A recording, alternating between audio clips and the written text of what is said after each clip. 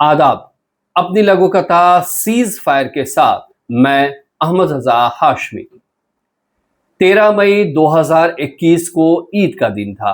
फिलिस्तीन के हमास शहर पर इसराइल ने हमला तेज कर दिया था। सैकड़ों की संख्या में रॉकेट दाग रहा था। दिन में भी आसमान अमावस की रात की तरह काला हो गया था। बड़ी बड़ी इमारतें जमींदोज हो रही थी।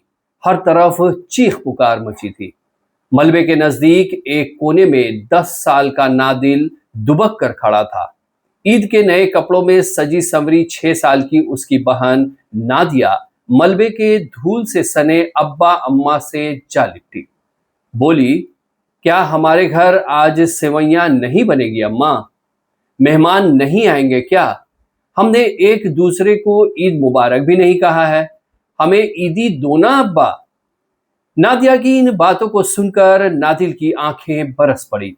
बोला, नादिया, अब्बा अम्मा अल्लाह से मिलने चले गए हैं। हम दोनों अकेले ईद कैसे मनाएंगे? शहर में हर तरफ लाशें बिछी हैं। बम के धुआं से आसमान काला है।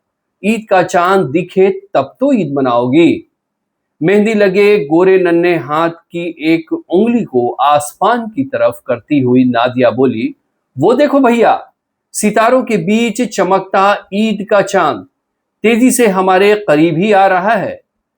मेरी प्यारी नादिया, आसमान पर सितारे नहीं बमों का हुजूम है। जो चांद की तरह चमकता हुआ नजर आ रहा है, दरअसल वो एक ताकतवर रॉकेट बम है। हमें बचना होगा। दोनों भागकर एक महफूज ठिकाने पर चले गए।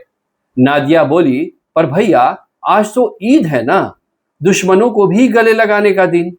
हम फिलिस्तीनियों ने तो इजरायलियों को पनाह दिया था, फिर हम पर ये बम की बारिश क्यों? इसका जवाब तुम समझ नहीं पाओगी नादिया। भैया, सुबह से कुछ नहीं खाया है। क्या आज भी रोजा रखना होगा? यह सुनते ही नादिल फपक पड़ा। उसने नादिया को अपनी गोद में समेट लिया। बोला, लगता है अब हम भी अल्लाह के यहाँ पहुंचकर अम्मा अब्बा के साथ ही ईद मनाएंगे। नादिया बोली, वहां सेवई और ईदी मिलेगी ना भैया? अब्बा अम्मा के जिस्म से मलबे की धूल हटा रहे नादिल ने नादिया का यह मासूम सा सवाल सुना। इसी बीच इसराइल की तरफ से सीज फायर की घोषणा होने लगी।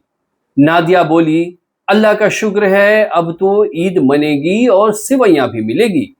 दुश्मन देश इसराइल ने गले लगाने का हाथ बढ़ाया है। यह सुनकर नादिया खुश हो पाती कि ईद के चांद की तरह चमकता एक बम पास आकर फटा। नादिया और नादिल की चीख के बीच सीज फायर की आवाज गुम हो गई। शुक्रिया।